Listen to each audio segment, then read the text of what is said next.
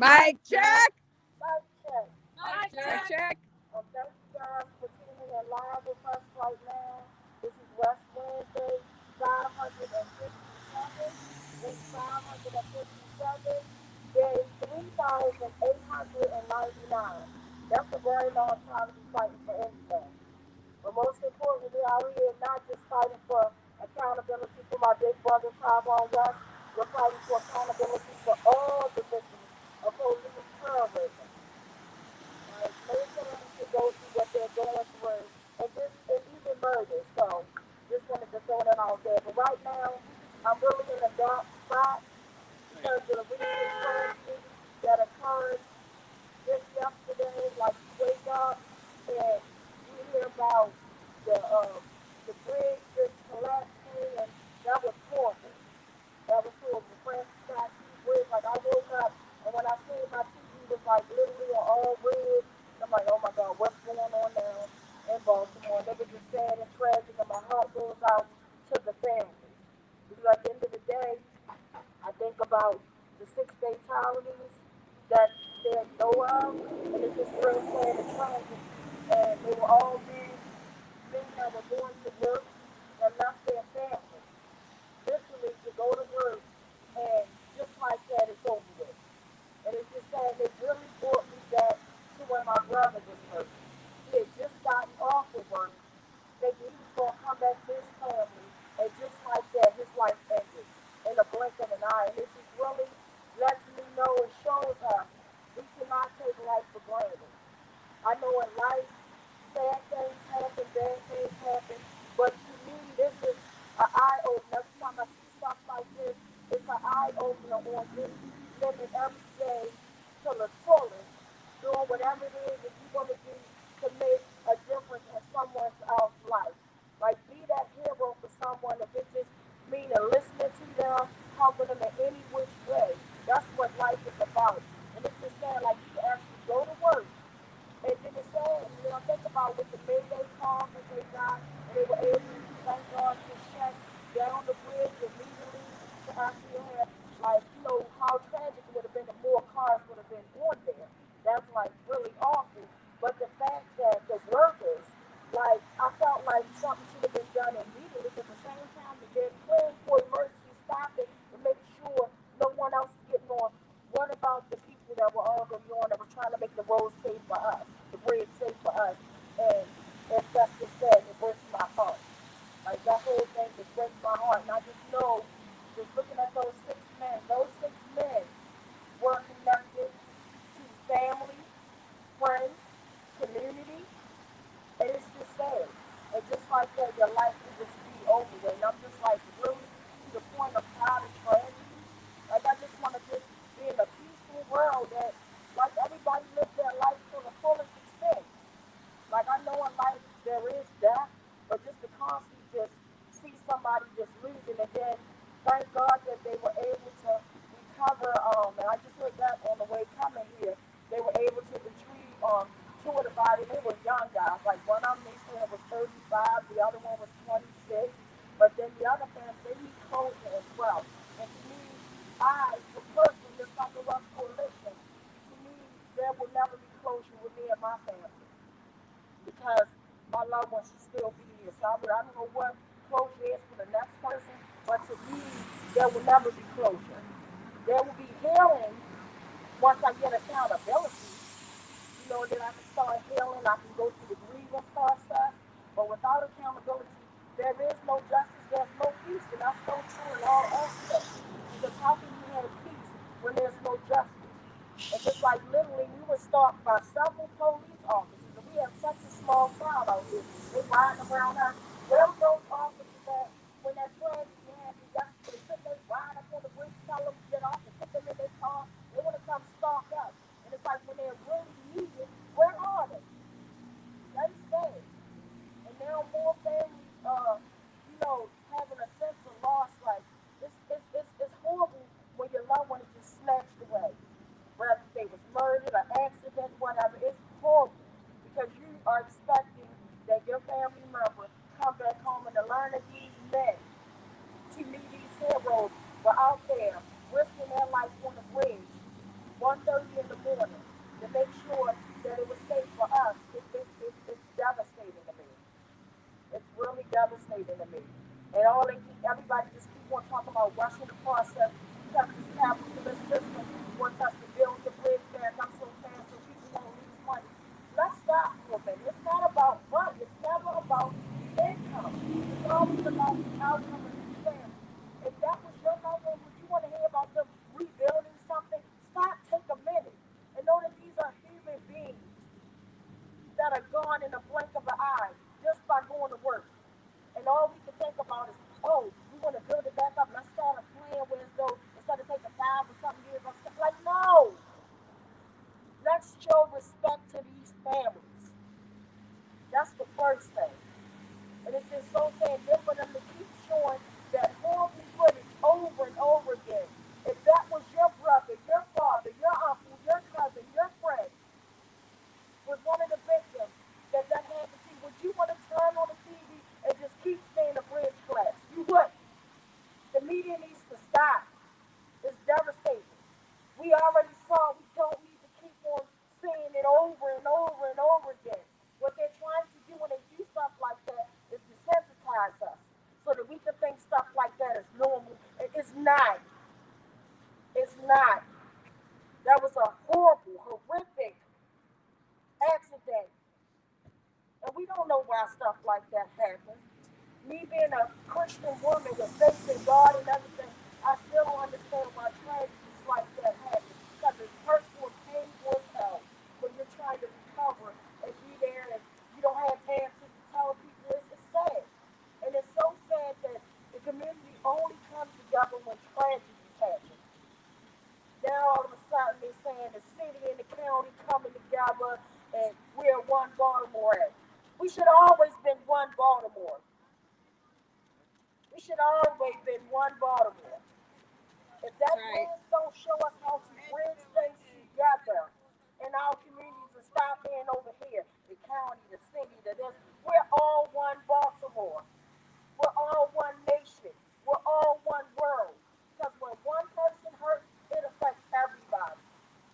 And it's just sad that in the capitalist society, all they worry about is money. And the inconvenience, yeah, it is inconvenience that cars are going to have to go this way. But most importantly, it's more inconvenient that a family lost their loved ones. And now they got a plan if I'm going to find my loved one, what's going to happen, if they're going to ever have closure or what have you. Respect the families, y'all. And a lot of people, and I've noticed, wanted to be a part of a trend. It's like when you hear saying everybody, oh, my uncle was on that bridge at 5 o'clock. And I'm like, come on, stop. It's about those families. And I know how freaking scared I was. And I posted it on Facebook when I was riding over a bridge. I was shook up.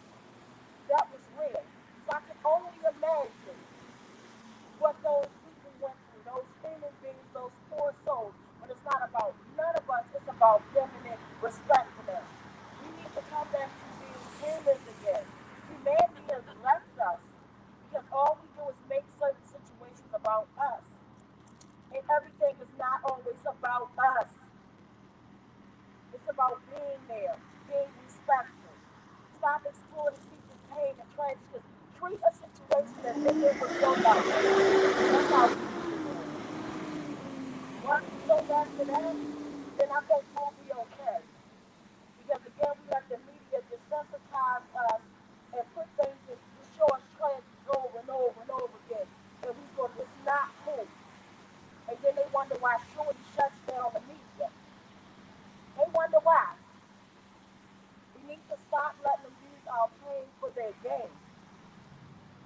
Just ask yourself, if it was your loved one, would you want to see it? Oh, we're quick to pull out the cell phone cameras when someone is dying. And I do understand in a sense for the people that really pull it out because we know that people lie about certain things and that's used to help the family get whatever they need. Like if it comes down to, like if somebody's murdered by law enforcement or whatever, and they want to proceed charges and things like that. We know that and George Floyd instance that if we want to saw the video, those officers, Darren Sharper would be out here sitting on somebody else's neck and back, the same way David Killer Lewis sat on my brother's back after those goonies that was with him beat my brother to death. Unfortunately, the video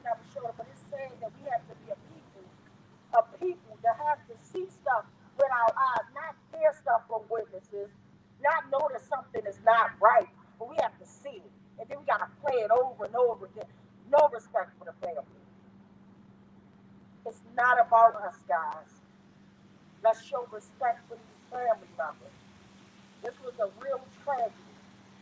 And if we want to pull together, the first thing we should be talking about is making sure those families are okay. It's not about no money. It's not about nobody's job. It's not about the traffic being inconvenienced by rebuilding. Let's show respect to those family members. That was a true tragedy. And that's what I just really want to talk about. Because I just remember, and it took me back to when my brother got killed. Because I remember I didn't want to keep turning on the news hearing about my brother getting beat to death. And every time I turned on the freaking TV, there you go, you see my brother on the gun, lifeless, lifeless. And then, people watching it. Have respect for the family. That's the whole point, and that's my message today. And if we want to talk about a bridge, let's bridge this brokenness of this city, the brokenness of this world back together again. And that's through love. We can't do anything without love. Love and understanding and respect. If you don't have that, there's nothing you're going to have. And if we treated people equally and not one is above, one is under, we have that equal mindset. I don't care what your paycheck is, what your paycheck is not. We are human beings. We hurt. We're people. We respect the people. We got a chance instead of prejudging someone, punching up, holding the pocketbook when certain people come around. And the ones who watch, mainly the ones that's right here, it's the smooth operators that you shake your hands with, rubbing elbows with. They the ones that's out to get you. And you won't even see it coming. But my whole point, let's let the tragedy of that bridge, horrible situation, and these families need closure. Let's let that bridge us together as human beings and stop making every situation about us, stop exploiting people's pain, and really be there for the families. It's all good. We come together and pray, and it's so good that all the lifesavers, the people on the boots on the ground that went in. Yeah, make sure we take care of them too because they are true heroes going in there, and I couldn't imagine their job. Had to go and cover bodies and cover people like they have to be doing something too. So let's show love and respect for them too. They are the real heroes. They have to go in there, and it's not corny. It's just human beings. It's cleaning up a tragedy that can happen to any one of us. We don't know what can happen, when it can happen, or will happen. But what we do know is that love, respect is the key to life. So as we think about the Francis Scott Key, Reverend, how do you feel about Francis Scott Key, the person? Because it's not about even him, none of that. It's about the tragedy that happened. Look at six human beings went to work while most of us were getting rest. They were at work trying to make sure any potholes were, together and all that kind of stuff. And even the people that was riding the ship, they were out there doing their job as well. So let's stop making stuff about us and bring it back to humanity. We have lost a lot of stuff when it comes down to being sensitive about situations, about healing. You wonder why so many people are committing suicide. You wonder why when the stress is so much at work, school, or whatever, people feel like there's no hope. Once hope is gone, that's it. We have nothing. And hope is what gives me the strength to get up. Hope, love, and dedication is what wakes me up out my bed every single day, no matter how poopy my day can be. Sometimes it's beautiful, and other times it's poopy as crap. But the love, the dedication, the need, that's what get me out of my bed. That's what got us out here in the rain. I could have been in my house, in my bed, sewing the West Coalition members. They could have been on their way, doing their thing. I have a beautiful couple that literally just came back off of their beautiful trip. They could be home resting, like in bed, like real stuff. But we're out here. And we're out here not because it feels good. We're out here because it is needed. And my sister just rushed up here to show us how to get on Facebook, all that stuff. Thank you, my queen. Just thank everybody for what we do. Nobody is scaring us. like I said, it's not about the income, it's about outcome. So let's get back to humanity, love, peace, and respect. And I'll pass the mic to my sister. Mic check. Mic check. It didn't escape me that all of the victims were from Latin American countries. And I wonder if that has something to do with why no one was sent up to get them off that bridge. Because Channel 11 did a whole breakdown of events where they showed before the ship was even near where they hit, they were losing power. And he was calling a mayday saying, like, he had no control of the ship because he couldn't control the rudders to turn it. And it like lost power, and it was already going 8 knots, which is fast for a boat. And then in the video, like you can see, 2 cars being speeding across, and then you see a whole tractor trailer go across. Like it doesn't take that long to get across the deep bridge. All the NDPA officers that were down there that are being lauded as heroes right now, one of them. They only needed one of them to go up there, speed up there, and say, "Get out of here, get out of here, get out of here," and get them off there. And that never happened. Like the only vehicles that you can see remaining on that bridge as it is tumbling down, you can see the yellow sirens of the construction vehicles going down with the bridge. That is sick and tragic. And totally preventable. Yeah, they saved a whole bunch of people's lives on the outside of the bridge, but what about the people who were on it? What about the people who were on it? And is it because they were Latino? Was it because they were immigrants? We don't know.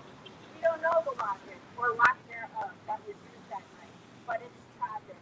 And I really hope that these families can get some kind of closure and some kind of explanation of why an MBTA officer was not sent up there.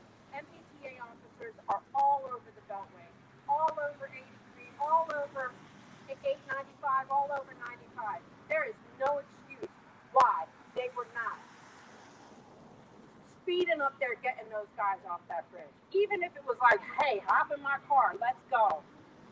Let's go. Vamonos. Everybody knows that. You learned that shit from Speedy Gonzalez on cartoons. Vamonos. Vamonos. That means let's go. We're going. Let's go. You don't even have to know full Spanish to just be like, let's go. So that's all I have to say about that. But earlier that night, the State of the City address was going on at Center Stage.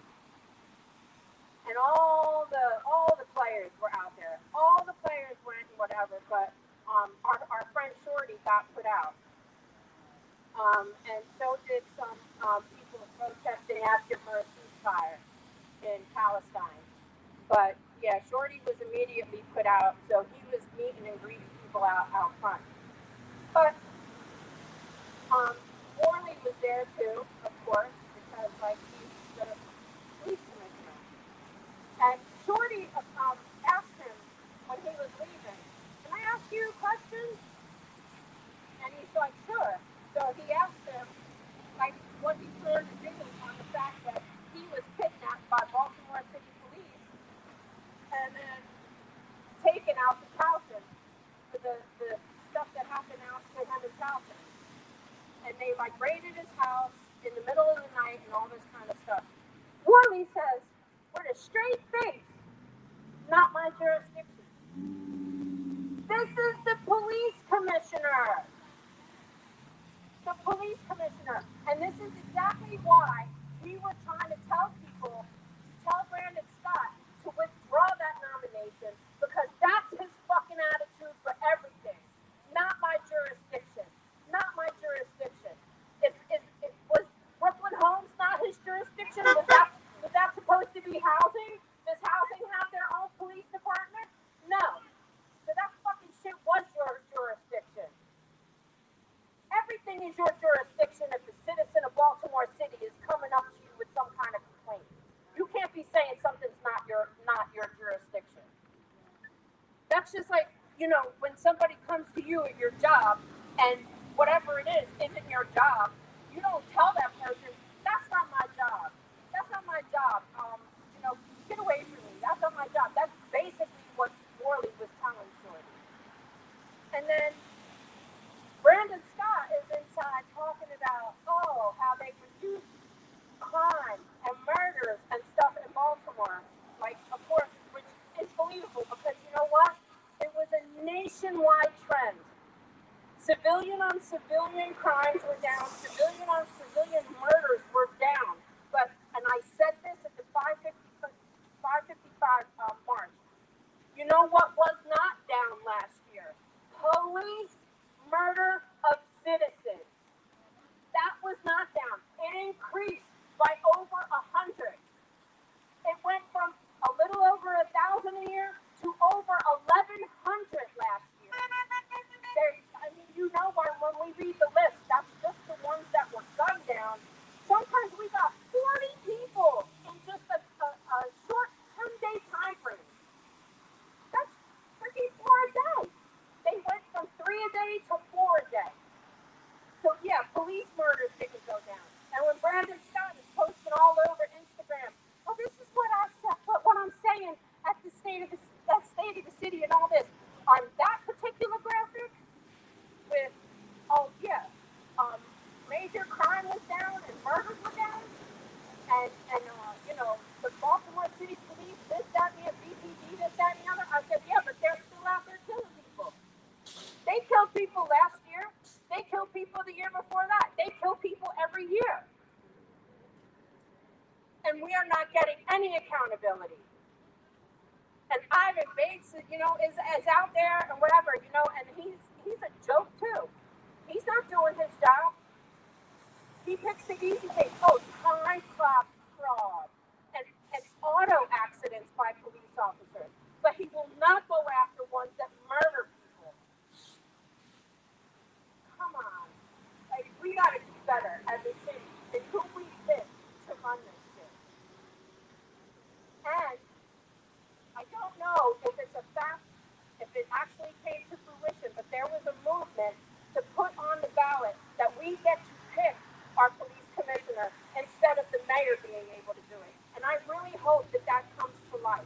I really hope that is something that becomes a reality because I don't trust their judgment. I don't trust their judgment at all. Worley is awful. We call him worthless Worley. You see hashtag worthless Worley anywhere. That's because that's what he is. He was worthless when he was the head of the Northeast District. He didn't help anybody. He turned a blind eye to these killer cops. Repeat violent offenders. Jorge Bernardez Ruiz. And Nathan Ulmer. I can rattle off 15 freaking cops that were just from the Northeast District. And you would think with the diversity of the district it is, major disparities between income, between ethnicities and all this stuff, you would think it would be one of the nicest districts to live in, which it is, because I live there and a bunch of us live there. It is a nice district to live in, but it is the deadliest district if you are accosted by police. And now they want to open the door up for them to just be able to randomly stop people because they don't like how you're driving. Well, guess what? They didn't like how Tyrone was driving. They claim that, he was driving too slow. He backed up and made a funky turn. That's the reason why they claim they pulled him over. So do we want more Tyrone West? Do we want more Abdul Salams? Do we want more Darrell Harrises? Do we want more Anthony Andersons? Do we want more Tyree? What is it? Nichols. Moorhead. Tyree Moorhead. Do we want more Donnell Rochesters? Because that's exactly what we're going to get. It's exactly what we're going to get. And today, I had to go up to Pikesville, and I happened to drive by a giant where the security guard killed Nicholas Lee. And it's the only thing I can think about was Nicholas Lee when I was driving by there. And how we did a thing out there right afterwards. That security guard was never held accountable. And Brandon Scott's mother works there. Does she feel security guard working there? Do any of you feel safe with killer cops on the force? Because I sure don't. I had 15 of them bastards in my house, so I definitely don't feel safe. Not in the Northeast Killer District. So that's all I gotta say on that kind of stuff. But I do want to say something positive right now. Our good friend and supporter Judah was nominated as a finalist for the Baker Awards for music.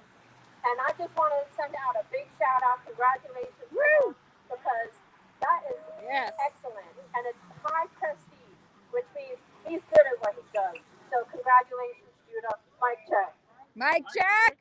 Yes, congratulations, Judah. Yes, mic check. And my sister just left on the plane. But again, like she said, I pointed out, I'm glad she pointed it out, that all 6 of those construction workers were Latino. And if you think about it, look who's getting murdered in our city and all around the world. It's black and Latino people. The names you read off every week is always us. It's always us. And I can only imagine what if all those was Caucasian workers? How fast they would have got them? And just for me to literally be at my daughter's, my daughter had we were out at her cheer competition. And we left our car at the hotel because where the parking was at the convention center, it was really nowhere to park. So it was better for us to come to Uber. So I had a Latino driver pick me and my daughter's up. We driving down. This white guy, this Caucasian fella, decides that he's going to block the whole street off to pick up his Caucasian mother. And the Latino brother just said, hey, excuse me, do you think that's the same choice? And he said, oh, you're just mad. He said, you're just mad because you don't have privilege. What? And he meant that. And as I go to these traveling competitions with my daughter to different cities and around the world, I see the white privilege. I see it. I'm at the stadium I told you when we were in Dallas, Texas, where a Caucasian woman pushed a man. So he got too close to her while pushed him over, knocked him over the wall. He looked back. I'm thinking he knows she pushed him. He ready to fight out. He ran to people his popcorn and candy like, oh no, this BITH didn't put her hands on me. And I'm looking like, I'm telling my daughter, oh, in the hands right then. So the whole time he must have was looking at me. Because his next word was, why did you do it? She looked at him, she said, I only did it because you were too close to me. I just got these white shoes. He said, oh, ma'am, it was you. I'm so sorry. I'm so sorry. Like, what? What are you kidding me? So who did you think it was? So I said all that to say racism is real. Racism is real. And that's all I want y'all to know. Racism is real. And we have to break this capitalist system that perpetuates off of the pain of us. It is sad. And it's terrible, like, certain people get pulled over, certain people don't. If you're student and you're Caucasian, I don't have people come out to your parents to tell you guys, oh, we don't get tickets. We get a hey honey, put that cell phone down. Hey dog, stop speeding. But meanwhile, we go a five over the speed limit as it's changing. From one highway to another, we get a $500 ticket. We get a $500 ticket. And that's the 6 police officer that can roll past us. 6. So I said all of this, so we gonna keep fighting, and we never gonna stop. And I'm gonna open up the mic, Angel. You wanna say anything on the mic? Alright, so I'm gonna bring Angel in before we wrap up. Mic check. Mic check. Mic check. Thank you, Tawanda. Long time, y'all. Haven't seen y'all. I'm sorry. I had to stay hidden for a while, just a little bit, but I had to stay neutral for a reason because I knew that they was targeting me. They've been targeting me since 2004. I'm letting y'all know how long, and I'm just finding out what has been going on. And right now, they're down at the mayor's office having a town hall meeting. I started to go there just to bust them out because Last week, I went there just to update with Miss Ramos, who is the city council, one of the city council women, about my case, which is my rape case, with the guy named Darian Clark. They tried to hide. They tried to hide that he raped another CEO in the jail. They gave him 18 years, all suspended for 5. He did less than 2 years in prison. Okay, came back out and stalked me. He violated his probation, which he was on probation for 4 years. They set me up under the housing authorities program that I was in. I was living in Foxwell Memorial Apartments. And they sold me a car. They was framing me and set me up. And y'all know they kidnapped my son too. But he don't even realize he's being kidnapped. Yes, but I have access to my son because some white girl, I'm not racist, don't get me wrong, y'all, had a beard. They're taking him and they're making, what they're doing is that they are grooming him for sex trafficking. Okay? He don't know what's going on, but I'm speaking it out and letting y'all know what they're doing. He's in school. He has special needs. They targeted me. They sent 2 people to crash my car. Nobody was arrested. Nobody had no license. Neither one of the guys had license on 8/22/22. My car was crashed. I was pumped at the gas station, and they targeted my car. The police, only one police officer showed up. He didn't write the report right. We had evidence. We know where the person lived at because of the registration that was submitted to my son. He took a picture of it. But when I went to court, the state's attorney's office, Mr. Ray Clark, who was supposed to be representing me, but told me, no, I'm not representing you. I'm representing the state. But you got my case. I goes to court on North Avenue. The the lead state's attorney, top state's attorney, they told him, I don't care what you're doing, but we not going forward with this case. I said, why not? Because the court commissioner out now told me clearly that no matter what you do, every time you come in here, we're going to just throw your case out. I said, why? What's going on in the record? So what they're doing, they're blackballing me. And they're doing the same thing, just like they targeted your son, your brother. They targeted different ones of y'all family members. It's a lot of stuff going on in this city, and they're getting away with it. With it. No matter who I go to, if I go and try to file for an attorney to address my case, and try to get an attorney to address my case, they got it in the system for them not to represent me. They crashed my car on 11/11. Now what? Listen to this, Rwanda. They crashed my car. Sent somebody. They had someone to call my phone several times, tracking my phone down. They got these phone trackers, and some kind of way they track your phone down. They tracked my phone. I got 2 calls because y'all know they took my house from me as well. When they took and crashed my first car, my BMW, they crashed it. Had a boy to come in the gas station. He was driving with no license and all that, trying to kill me. He almost crashed my car into the pump. The gas pump with me and my son in the car. That one officer, I went to the police department. I said, why wasn't he arrested? He didn't have no license. He was driving a car that was not even, had no insurance or nothing. It wasn't even his car. One thing after another. Then they came back and crashed my other car on 11/11. I ended up going to the emergency room.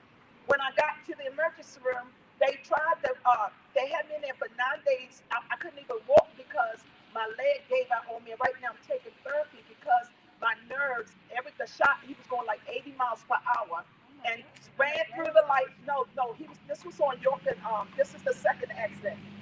On York and, Walker Avenue, the guy sped through the light and crashed my car. They waited until I pulled out of the lot because, see, I was homeless. They took my home from me, okay? They took my home and illegally evicted me under the housing authorities program. The person who owned the house, all of these entities downtown, they're all like a big old gang, okay? No matter what you do to try to go to the FBI, you can go to whoever. I just got off the phone with the FBI, okay? Because I'm asking, how come nobody has addressed my issues?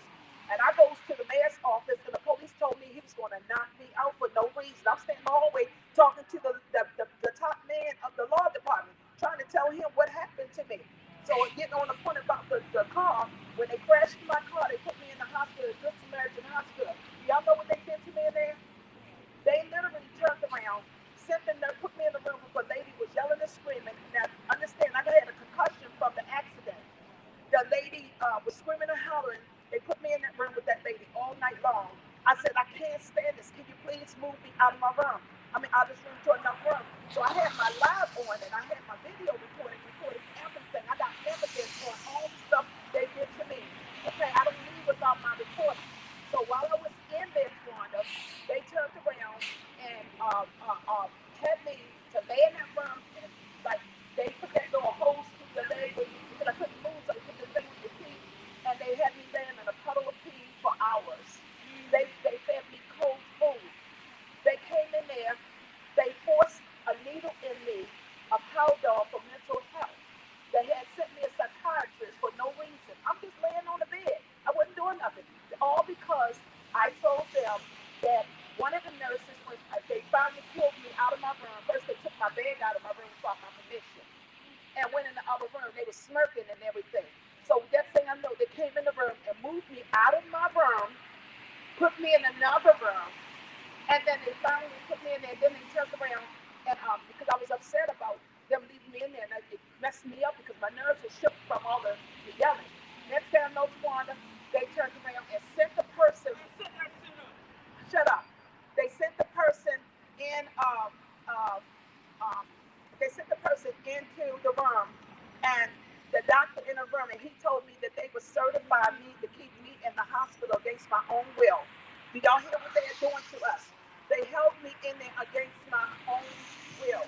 I said, why? What am I doing? I'm here. I can't move.